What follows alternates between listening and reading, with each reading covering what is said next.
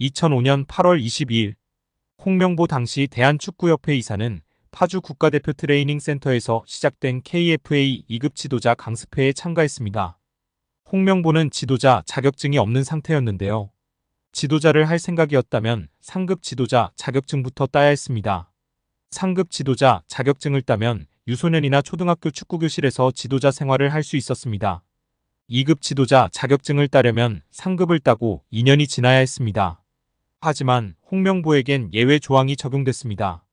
협회는 국가대표팀에서 A매치 20경기 이상을 소화하거나 K리그 100경기 이상 출전한 경력자들에 한해서는 상급 지도자 자격증 없이 바로 2급 지도자 자격증을 딸 수 있게 했습니다.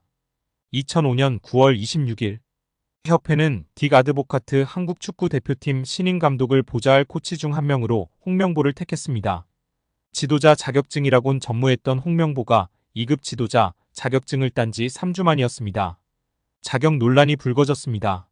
2급 지도자 자격증을 보유한 자는 중학교나 고등학교 팀만 지도할 수 있었는데요. 당시 KFA 규정에 따르면 대한축구협회 1급 지도자 자격증이나 아시아축구연맹 A급 지도자 자격증을 취득한 자만 대표팀 지도자로 일할 수 있었습니다.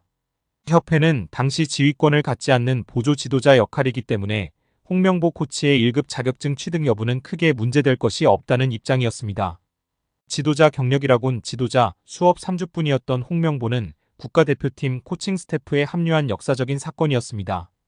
홍명보는 국가대표팀 코치를 맡은 지 1년이 채 지나지 않아 2006 독일 월드컵을 치렀습니다. 홍명보에게 국가대표팀 코치로 지도자 생활을 시작해 월드컵을 경험하는 데까지 필요했던 시간은 단 9개월이었습니다. 누군가는 평생의 꿈이 될 수 있는 월드컵을 경험하는데 홍명보는 속성 자격증 취득부터 돈으로 살 수 없는 월드컵 코치 경험까지. 정말 대단합니다. 이후에도 홍명보는 탄탄대로였습니다. 홍명보는 2006 독일 월드컵 후에도 국가대표팀에 남았는데요. 홍명보는 국가대표팀 코치로 2007 아시아축구연맹 아시안컵, 2008 베이징 올림픽을 차례로 경험했습니다. 2006 독일 월드컵 16강 진출 실패, 2007 아시안컵 3위 및 음주 파문, 2008 베이징 올림픽 조별리그 탈락 등 대표팀은 실패를 거듭했지만 홍명보가 책임질 건 없었습니다. 홍명보는 2008 베이징 올림픽을 마친 후 감독 생활을 시작했습니다. 많은 축구팬들이 알고 계신 것처럼 2010 광저우 아시안게임에서 한국은 한 수 아래로 평가받았던 UAE와의 준결승전에서 연장 접전 끝에 0대1로 졌습니다. 한국은 이 대회에서 3위에 머물며 홍명보의 경질이 예상되었습니다. 그러나 놀랍게도 홍명보는 경질되지 않았습니다.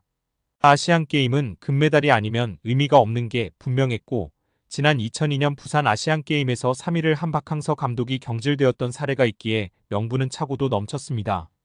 그러나 협회는 홍명보를 경질하지 않았습니다. 심지어 2014년 브라질 월드컵에서는 본선 1승도 거두지 못하고 탈락했는데도 협회는 재신임을 발표했었습니다.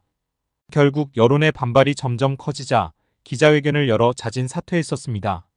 이후 협회는 2017년 홍명보를 행정총괄 책임자인 전무이사로 내정했습니다.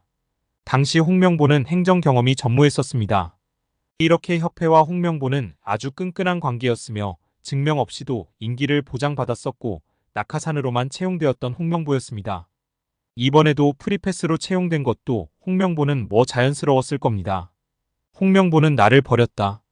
이젠 대한민국 축구밖에 없다고 하며 대표팀 감독을 승낙했다고 밝혔었는데요. 홍명보가 버린 건 자신이 아닌 울산입니다. 울산은 3년 재계약을 맺은 지 1년도 지나지 않은 감독을 협회에 내어주면서 상처만 남겼습니다.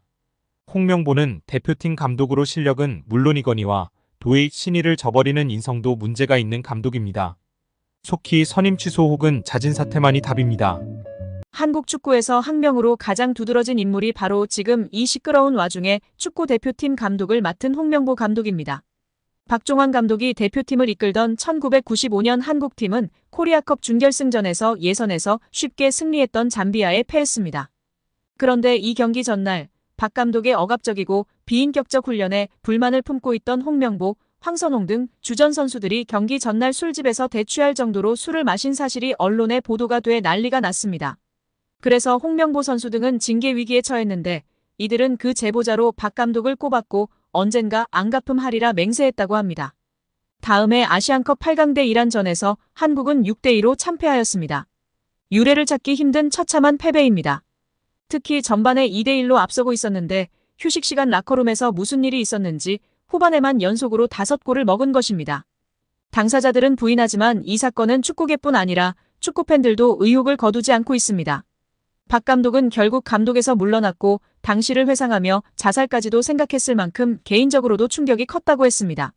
한국이 참패를 당하자 국내 언론들은 11회를 이끌고 있는 홍명보가 태업을 이끌었다. 박종환 감독을 끌어내리기 위해 선수들이 태업을 했다라는 등의 뒷말들이 나돌기는 했지만 끝내 참패 원인의 진실은 밝혀지지 않았습니다. 당시 한 언론은 홍명보 선수가 과학적이고 체계적으로 지도하는 감독을 원한다며 스파르타식 훈련을 고집하는 박종환 감독에게 노골적인 반기를 들었지만 누구보다도 체계적으로 지도했던 아나톨리 비쇼베츠 전 감독에게도 노골적인 불만을 터뜨렸다고 전했습니다. 조중현 당시 KBS 해설위원조차 홍명보가 선수로서의 본분을 망각한 것 같다. 옛날에는 감독의 그림자도 밟지 않았는데 어쩌다 이 지경이 됐는지 모르겠다고 개탄했다고 합니다. 하석주 전 전남 감독은 최근 언론 매체 오센과의 인터뷰에서 11회는 그냥 봉사단체다. 내가 회장을 맡고 있다. 라고 밝힐 뿐 특별한 이야기는 하지 않았었습니다. 선수들을 완전히 장악한 감독은 아마 거스 히딩크 감독이 유일할 것입니다. 부임 후 선수들을 지켜본 후 그는 자신의 스타일과 맞지 않는다며 이동국 선수를 대표팀에서 탈락시켰습니다. 이동국 선수는 당시 대표팀 부동의 스트라이커였습니다. 난리가 났지만 히딩크 감독은 꿈쩍 않았습니다. 이동국 선수가 한 방에 날아가는 것을 보고 당시 건방이 하늘을 찌르던 대표팀 선수들은 정신을 번쩍 차렸습니다. 긴 머리 휘날리던 테리우스 안정환 선수는 머리를 자르고 뽀글이 파마를 하고 트레이닝 센터에 나타났습니다. 이는 히딩크 감독이 레알 마드리드 등 명문 유럽 프로팀의 감독이었고 직전 월드컵에서 한국팀을 5대0이라는 처참한 스코어로 지식여버린 네덜란드 팀의 감독이었기에 가능한 일이었습니다. 그런데 지금 월클 반열에 오른 손흥민과 차기 월클 이강인, 바이에른 뮌헨의 김민재 등이 즐비한 한국 대표팀입니다. 고작 K리그 선수빨로 우승 몇 번 한 감독이 자기가 최고라고 자부하고 있는 상황 속에서 과연 어떨까요? 제대로 된 절차도 밟지 않은 낙하산 감독인 주제에 선수들이 너무나 불쌍할 따름입니다. 따라서 홍명보의 연봉은 최소 20억에서 최대 30억 원 수준이라는 것인데요. 월드컵 이후 아시안컵까지 계약을 장기간 맺었습니다. 다만 월드컵 종료 후 중간평가를 갖기로 되어 있으나 경질한다 한들 남은 계약 기간 보존 금액하면 최소 30억 원이겠고 홍명보뿐 아니라 외국인 코치 2명도 생각하면 60억 원 이상이 나가겠네요. 정말 최악인 것 같습니다.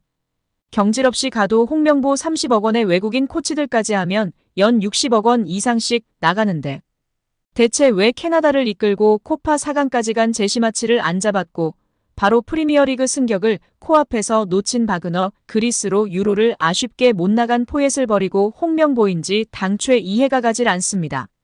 정말 최악입니다. 축협. 반드시 책임을 져야 할 것입니다. 홈에서 쿠웨이트를 상대로 기분 좋은 대승을 거뒀습니다. 이후 인터뷰에 나선 이강인은 소신과 앗을 중간에 걸친 발언으로 팬들의 설왕설래를 불렀습니다. 경기 후 홍명보 감독과 함께 인터뷰를 나선 선수는 승리의 주역 중 한 명인 이강인이었습니다. 이강인은 이 자리에서 논쟁의 여지가 있는 인터뷰를 남겨 눈길을 끌었는데요. 경기장 분위기 때문이었습니다. 홍명보 감독은 한국 축구대표팀 지휘봉을 잡은 후 그라운드에 나설 때마다 팬들의 야유와 마주쳐야 했습니다.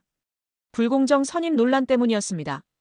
기존의 프로팀 울산을 이끌던 홍명보 감독은 대표팀 지휘를 맡고 싶지 않다는 의사를 밝혔지만 이임생 이사와의 비공식적 면담 이후 마음을 돌려 대표팀 감독에 올랐습니다.